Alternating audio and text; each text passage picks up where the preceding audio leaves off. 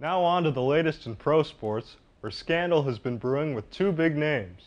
First to the NBA, where the Boston Celtics have suspended head coach Ime Udoka for the entirety of the 2022-23 season for violation of team policies. As ESPN's Adrian Wojnarowski first reported, Udoka allegedly had a relationship with a female Celtics staff member.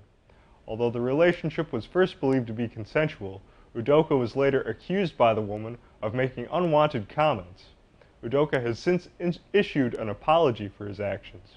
Assistant Joe Mazzulla will take over as interim head coach, and there is no guarantee that Udoka will return after this season.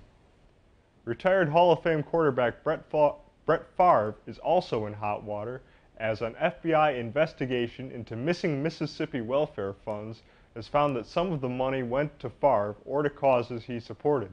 Favre, who played 20 seasons with the Falcons, Packers, Jets, and Vikings, allegedly received more than $1.1 million in speaking fees for appearances he never made, $2 million for a biotech startup he had invested in, and $5 million to his alma mater, Southern Miss, for a volleyball facility for his daughter to play in. All told, more than $8 million meant for the poorest residents in one of the nation's poorest states instead went to the Hall of Fame quarterback. In text messages uncovered by the news organization Mississippi Today, Favre was shown asking ex-Mississippi Governor Phil Bryant if the media could find out how much he had received and where it had come from. It is unclear if Favre will face charges in this case. We'll keep you updated on this story as it continues to develop. Elsewhere in the NFL, Browns All-Pro defensive end Myles Garrett was involved in a single-car rollover accident on Monday in a suburb of Cleveland. Garrett was taken to the hospital with undisclosed, non-life-threatening injuries.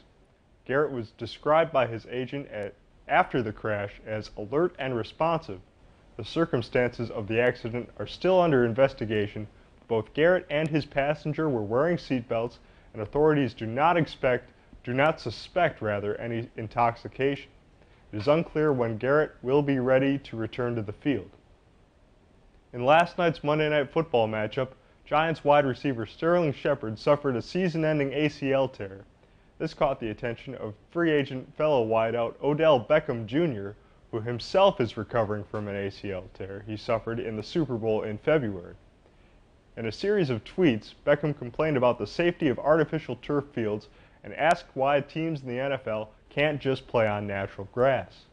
The NFL Players Association seems to agree with Beckham, as they cite the fact that players have had a 28% higher rate of non-contact lower extremity injuries when playing on artificial turf. Currently, 13 out of 30 NFL stadiums use artificial turf, and that number is unlikely to change soon. What will be changing soon is the Pro Bowl. More accurately, it's going away altogether. The NFL's sorry excuse for an All-Star game had been dogged in recent years by apathy from fans and players alike. The game itself will be replaced by a week full of skills events and a flag football game. It will still be televised on ABC and ESPN, and it sounds just as watchable as it was in the old format. And lastly this week, we end with uniform news. Minnesota Twins president Dave St. Peter, while talking to the Star Tribune, said that the team will have a new logo, new uniforms, and new lettering when they take the field in 2023. St. Peter said, quote, "Our uniforms are going to evolve and take a step into the future." Upon hearing this, baseball aesthetics purists were taken aback, as the Twins already have one of the best looks in the major leagues. Even hardline Scotties like myself can admit that.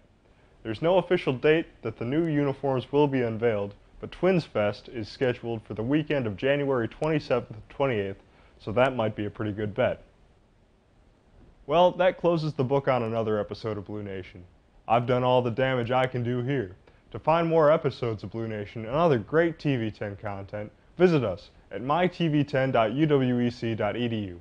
For Justin Narveson and all the rest of us here in the studio, I'm Noah Schwartz. Good night, everybody.